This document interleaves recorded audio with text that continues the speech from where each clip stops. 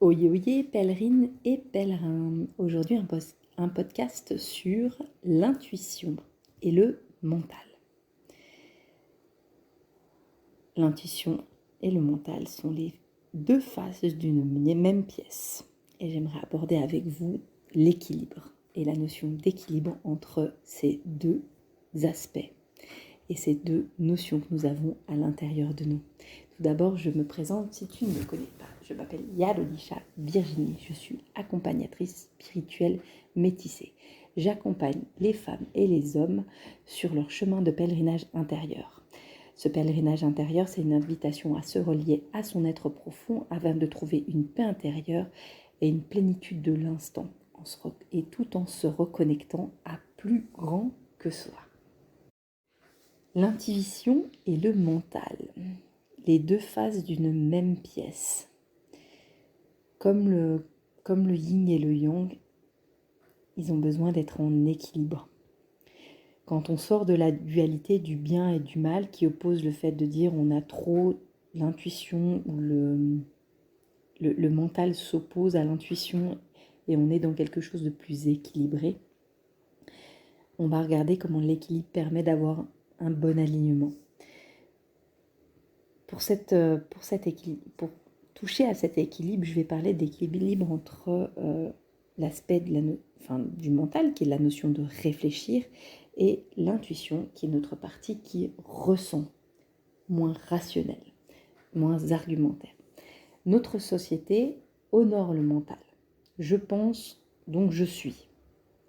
On n'a jamais dit je ressens, donc je suis. C'est je pense, donc je suis. Je réfléchis, donc je suis. Nous nous posons près de 1000 questions et entretenons un dialogue incessant dans notre tête. Nous connaissons très bien le mental. Mais voilà, il y a une tendance globale à changer un petit peu, à le diktat du mental commence à arriver au bout de ses limites et on commence à faire une place à l'intelligence émotionnelle, au ressenti. Parce qu'on sait aujourd'hui que le mental, le trop penser, le trop de réflexion, voilà. Quand on se coupe de son intuition, on arrive en général dans des états de burn-out où on n'est que dans la tête et on oublie le corps, on oublie le reste. Le burn-out un moment, quand on arrive en situation de burn-out, c'est un moment qu'on a besoin, l'étape de la personne, c'est de revenir dans le ressenti corporel et le ressenti de son intuition, donc ce qui est juste ou pas. Mais faut-il bannir pour autant le mental ? Ça, c'est vraiment l'interrogation de ce podcast, c'est-à-dire quel est l'équilibre entre les deux. Le mental qui nous donne la connaissance, c'est le mental qui nous permet aussi de faire des études, de réfléchir, c'est vraiment ce côté cérébral. Hein. Et on est dans une société où c'est au détriment de l'intuition. Mais comment trouver ce bon niveau entre les deux ? L'intuition va nous permettre de recevoir des informations par un canal autre que le raisonnement. C'est je le sens pas. Là, j'ai pas envie d'aller, je le sens pas. Il n'y a pas quelque chose de factuel, on ne sait pas expliquer, mais il y a quelque chose comme ça corporellement qui se passe. Alors, il est plus simple de passer d'une information de l'intuition à la moulide de mental en filtrant cette information, on va l'interpréter. L'interprétation étant un petit peu la zone grise entre l'intuition et le mental, hein, quelque chose où il y a une très grande vigilance à avoir sur ce qu'on va appeler l'interprétation, c'est-à-dire qu'on va avoir une sensation, quelque chose qui se passe comme ça, et pouf, on va passer par le mental, du coup on va l'interpréter, et vite on peut rebasculer dans le mental. J'ai une sensation, je me sens un petit peu, voilà, pas bien dans un lieu, et je vais l'interpréter, mais l'interprétation peut être véhiculée, peut être parasitée, filtrée par des peurs et toute une série de perceptions et d'histoires de qui on est, qui permettent des fois de mal traduire et de mal interpréter. Et du coup de perdre ce ressenti. C'est très délicat. Hein. L'intuition, je reviendrai vraiment, je vais insister, c'est très délicat l'intuition, de bien le percevoir, ça demande de l'entraînement. Et ça demande effectivement de trouver ce juste équilibre. Revenons sur l'intuition. L'intuition, c'est une perception qui va passer par les 5 sens. Donc, on va pouvoir avoir une sensation corporelle. En général, ça peut être par le ventre, quelque chose comme ça, où voilà. Ouais, c'est le corps. Je vous propose un exemple personnel pour illustrer mes propos. Il y a quelque temps, j'ai une proposition professionnelle. Franchement, une hyper bonne proposition professionnelle. C'était de reprendre une activité indépendante de quelqu'un qui avait tout un groupe de clients déjà existants, dans une thématique que j'aimais beaucoup. Ma tête me dit oui, c'est exactement ce dont tu as besoin, c'est ce que tu as demandé ces derniers temps. Ça me permettait moi de gagner beaucoup de temps voilà, sur une communauté qui était déjà existante. Donc la tête, elle dit mais oui, c'est génial. Mais quand on fait la proposition, il y a un truc qui se passe au niveau de mon ventre et là c'est un gros non. Donc j'ai pris en considération le nom de mon ventre, de mes tripes. Je parlais des fois de l'intelligence de mes tripes. Et là, j'ai maintenu une communication entre ma tête, parce que ça paraissait très logique que ce soit une super opportunité de quelqu'un que j'apprécie, mais du coup, ça a déjà un petit peu calmé mes ardeurs. Et je me suis posée, donc, je me dis, ok, je ne me suis pas précipitée à donner une réponse, et là, j'ai demandé j'ai pris le temps en fait de ressentir et j'ai maintenu les échanges avec la personne et j'ai posé des questions très mentales de comprendre les aspects commerciaux. On était quand même sur une proposition professionnelle, donc des calculs de rentabilité, de choses comme ça, des montages financiers. Donc là, je reste dans mon mental. Je sais qu'il y a une partie de moi qui dit non et je reste dans mon mental pour faire un tableau Excel. Moi, je ne sais pas faire encore un tableau Excel avec mes tripes, mais voilà, peut-être que ça viendra. Mais en tout cas, à un moment, je fais des calculs simples, des calculs pour me dire, ok, qu'est-ce qui se passe? Et en fait, à un moment, j'ai fait des bêtes tableaux Excel de calcul de rentabilité et ce projet, en fait, avec des montages financiers un peu trop hasardeux. Et en fait, ma tête a compris pourquoi mes tripes, pourquoi mon ventre, pourquoi mon intuition m'ont dit non. À partir de ce moment-là, mon ventre, mes tripes m'ont dit non. Ma tête, elle dit ouais, c'est bon, j'ai compris, c'est non. Parce que là, tu vas perdre trop de temps, parce qu'il y a trop d'embûches. En fait, c'est pas une si bonne proposition que ça. Là, il y a un alignement parfait. J'ai pu refuser la proposition en n'ayant aucun regret. Si j'avais écouté ma tête, je pense que je me serais embarquée dans quelque chose. Il n'y avait rien de grave, il n'y a pas d'erreur, mais je me serais embarquée dans quelque chose qui m'aurait potentiellement pris beaucoup trop d'énergie et je pense que j'aurais pas tenu sur le long terme. Typiquement, moi, je sais que ce type de projet, j'y serais pas arrivée. Si j'avais juste écouté mon ventre, en fait, je serais potentiellement restée avec la sensation de t'as peut-être raté une occasion en or. En étant dans l'alignement parfait, intuition mentale, corporellement, c'était ok. Et il n'y a aucun regret, il n'y a aucun doute. Je sais qu'au moment où j'ai pris cette décision-là, moi, c'était parfaitement juste. Ça ne veut pas dire qu'une autre personne qui reprend ce projet-là va pas elle avoir un succès, c'est ok. Mais moi, en tout cas, j'étais pas la bonne personne pour porter ce projet. Cet équilibre est important aussi au niveau spirituel. Je donne un exemple très concret, mais au niveau spirituel, il faut pouvoir laisser une place à son mental. Alors, évidemment, il ne faut pas être dicté par le mental, le but n'est pas de le lâcher et juste d'avancer avec juste son ventre, juste ses tripes sans ressentir ce qui se passe. En tout cas, c'est comme ça que ça vient pour moi. C'est-à-dire que j'ai besoin d'un garant qui me protège contre la crédulité, les fous gourous, les superstitions, voilà, même des questions de foi. Est-ce que c'est aligné à mon... Est-ce que ce qu'on me dit, c'est en phase avec ce que je ressens? Là, je vais illustrer mes propos avec quelque chose de très concret qui m'a énormément marqué, en fait. Il y a en fait un reportage et une expérience qui a été faite par un réalisateur new-yorkais qui s'appelle Vikram Gandhi. Comme son nom l'indique, c'est en fait enfin, son nom ne l'indique pas, c'est un cinéaste américain, et comme son nom l'indique, c'est en fait une personne originaire, typée, originaire d'Inde. Donc il a le faciès, la couleur de peau d'une personne indienne.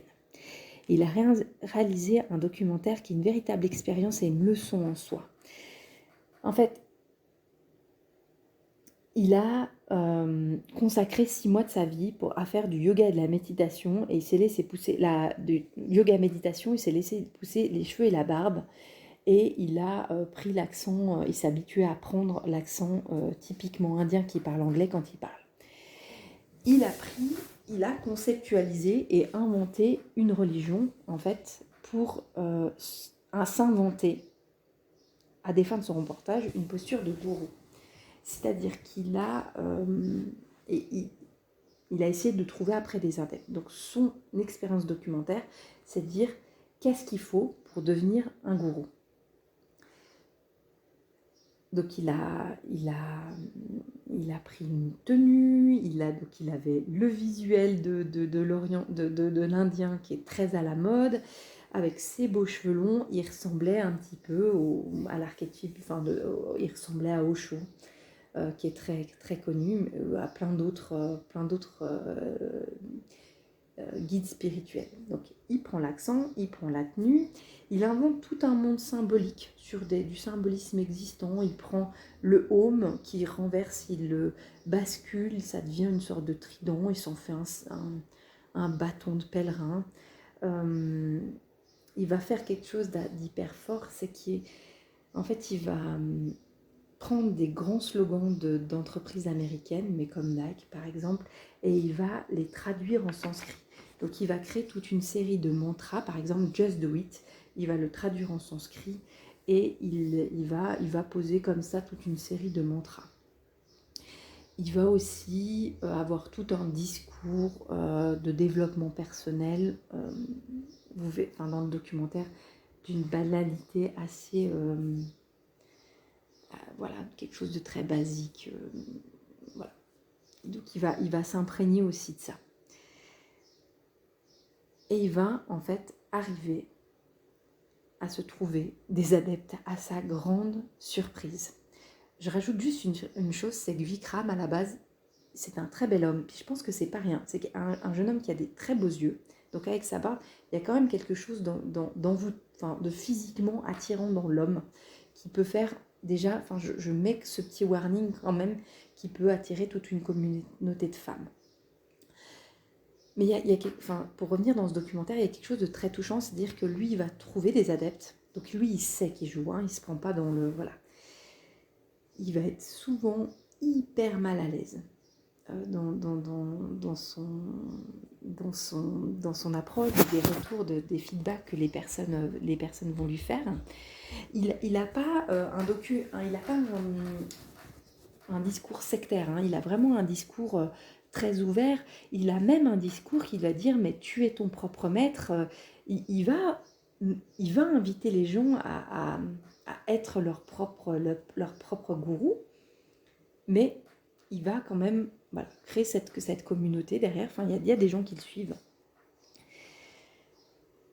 Et là, c'est hyper intéressant parce que quand je dis l'équilibre mental-intuition, il a mis tout en place, tout un système pour endormir le mental et créer l'intuition.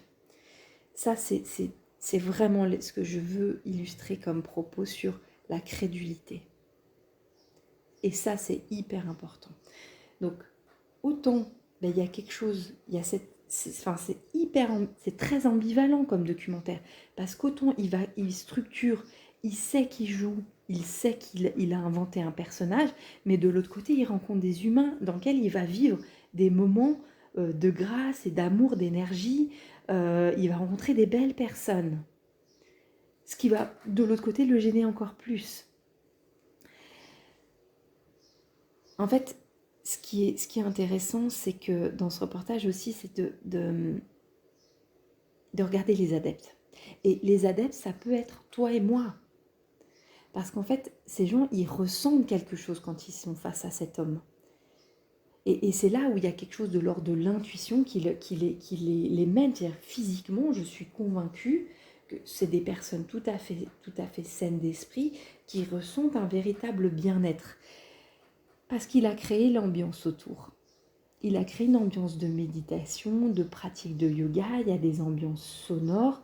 Il a les mots qui vont favoriser la détente et qui vont complètement t'endormir, qui vont endormir ton mental pour que tu sois complètement ouvert dans un espace intuitif, dans un espace où tu vas pouvoir ressentir quelque chose. Ça te donne une information, c'est que un moment dans ta vie profane, dans ta vie où t'es complètement à 300 à l'heure, on te crée un espace sacré avec de la détente. Ça va forcément te faire du bien. Et donc ce que les gens ont ressenti, c'est véritable. Et ils ont effectivement, c'est tellement véritable qu'ils ont baissé la garde de leur mental. Donc ça veut dire qu'ils répétaient des mantras. Ouais, just do it en fait, juste fais-le. Bah, c'est bien en fait. Mais ça n'avait ni queue ni tête, ça n'avait aucune racine spirituelle. Ce que j'ai trouvé hyper violent dans cette expérience. Puis il le témoigne en toute humilité, Vikram, quand il s'attache à ces gens. Il y a un moment très touchant où ils font un cercle et où il dit, lui, il a ressenti l'amour, il ressent les énergies qui circulent et il était tellement mal. Mais à un moment, il va quand même mettre fin à son expérience et il va à un moment se couper les cheveux et se présenter tel qu'il est en tant que Vikram et plus là tout de suite j'ai oublié son nom spirituel, mais il va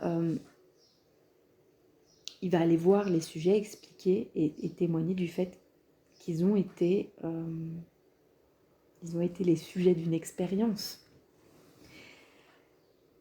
Dans le reportage, les témoignages se font uniquement à chaud et il n'y a pas 2, 3, 4 mois après. Ça, je pense que ça aurait été hyper intéressant. En tout cas, lui dit qu'il n'a plus de contact avec les personnes.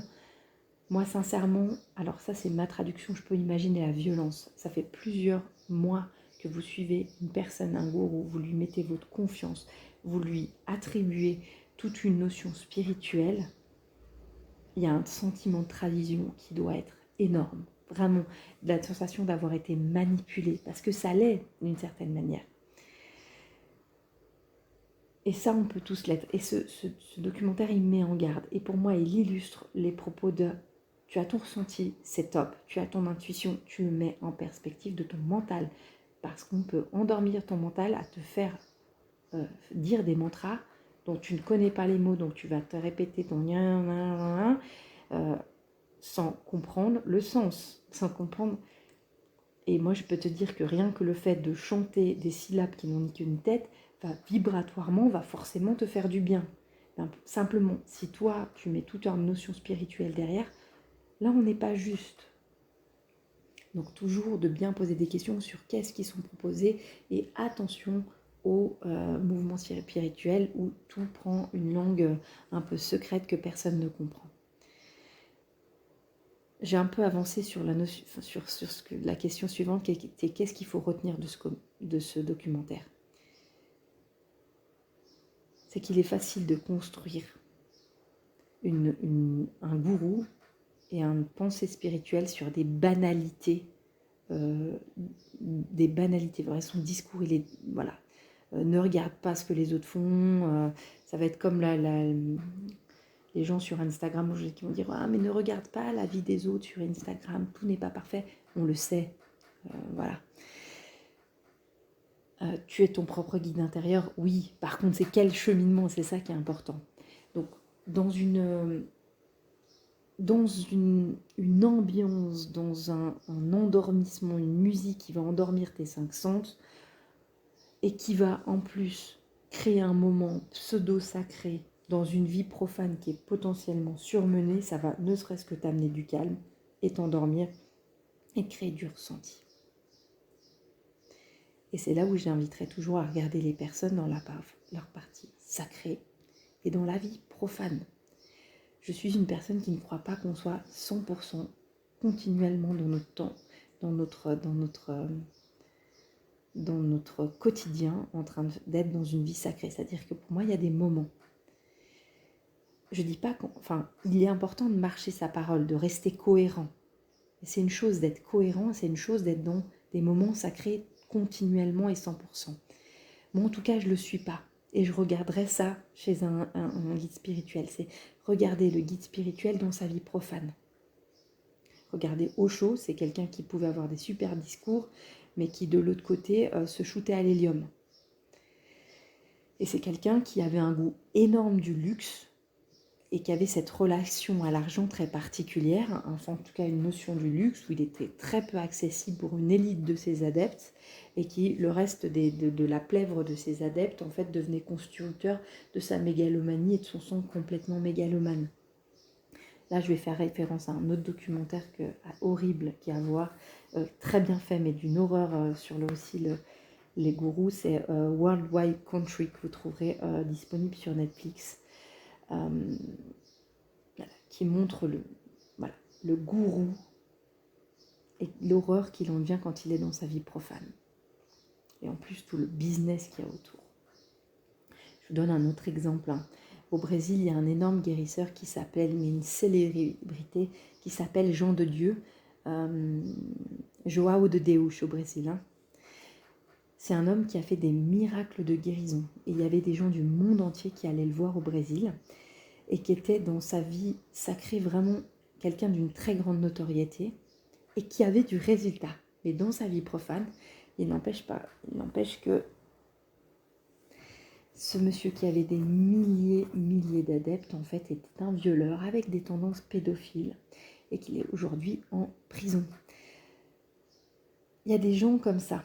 Il faut être vigilant. Je parlais dans un précédent podcast de Chico Xavier.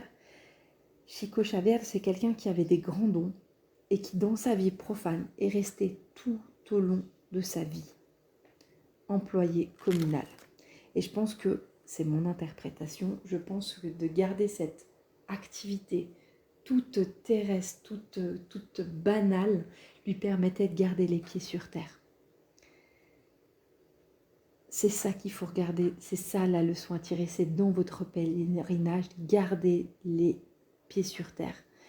Les personnes avec qui vous cheminez pour vous guider, parce que ça, il n'y a pas un sens, il peut y avoir un sens d'avoir un guide spirituel. Regardez aussi l'homme et la femme qui sont au quotidien. Est-ce qu'ils marchent leurs paroles et comment ils sont quand ils ne sont pas forcément dans des moments de rituels sacrés.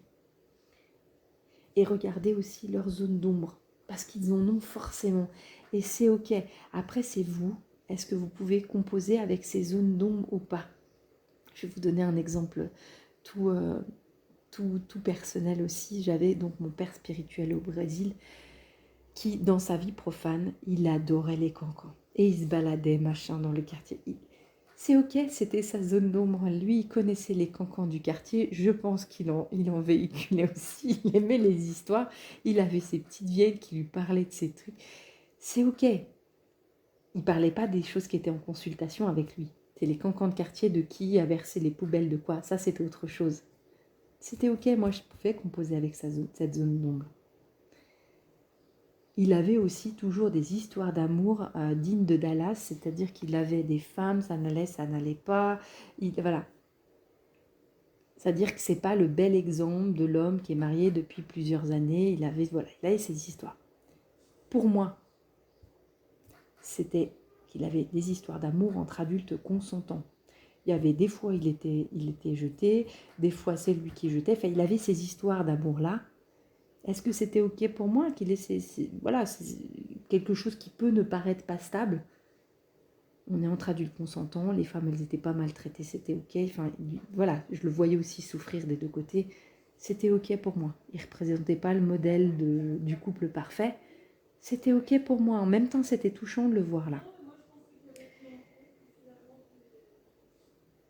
Et il y a un autre aspect que j'ai gardé avec mon père spirituel, c'est et que j'ai gardé dans mon mental, c'est le plus haut niveau d'intimité physique que j'ai eu avec lui. C'est un jour où il était malade, il n'était pas bien, je suis venue lui faire l'équivalent petite séance de réflexologie plantaire. Je vais masser les pieds pour qu'il aille mieux, il était tout pas bien. C'est la seule fois où on a eu un contact où je l'ai touché plus que des salutations. Et ça, c'est hyper important à garder en tête, c'est-à-dire que j'étais dans des positions de grande vulnérabilité au Brésil. J'étais souvent seule, dans des pièces isolées. Il n'a jamais eu le moindre geste déplacé. Je n'ai jamais été mal à l'aise. Toutes les séances qui demandaient des changements de posture, des bains, des choses comme ça, c'était des femmes qui venaient le faire parce que telle est la tradition, hein, mais parce qu'il a toujours respecté ça. Et je savais que j'étais en complète... Alors, il pouvait avoir ces histoires d'amour rocambolesques, mais dans la période, dans sa vie profane, quand je dormais chez lui, quand je vivais chez lui, quand j'étais dans des postures de vulnérabilité, il n'y a jamais eu le moindre geste déplacé. Et ça, c'est hyper important parce que du coup, ça rassure le mental, ça donne un équilibre. Dire, ok, je sais, j'ai pu regarder ces zones d'ombre, est-ce que je suis ok? Et je le regarde non pas comme un être divin spirituel humain, je le regarde comme un homme du quotidien, un homme qui a ses aléas de la vie et qui a des moments, des énormes capacités pour créer du sacré. L'incrédulité, l'équilibre entre le mental et l'intuition permet de se prémunir de l'incrédulité, c'est-à-dire de ne pas se faire promener dans des faux courants spirituels, et je vous invite à être très vigilante. Je vous souhaite une belle expérimentation, de trouver ce fameux équilibre qui est une véritable quête en soi, une véritable vigilance.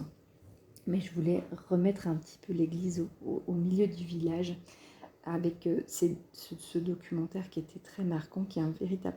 Voilà, je vous invite vraiment à voir. Je vous invite comme d'habitude à remettre en cause les propos, les expérimenter, ne pas les prendre comme parole d'évangile. Faites votre propre expérimentation. Vous avez tout à fait le droit de ne pas être d'accord avec moi parce que vous avez vécu autre chose, parce que vous expérimentez autre chose. Tel est le moment dans le cheminement. Je vous partage ma réalité dans mon cheminement spirituel, le cheminement qui est spirituel, qui est le mien maintenant. J'espère qu'il vous aura en tout cas apporté un autre regard, qu'il aura contribué à votre propre cheminement. Je vous envoie toutes mes bénédictions et toute ma lumière pour la suite de votre chemin.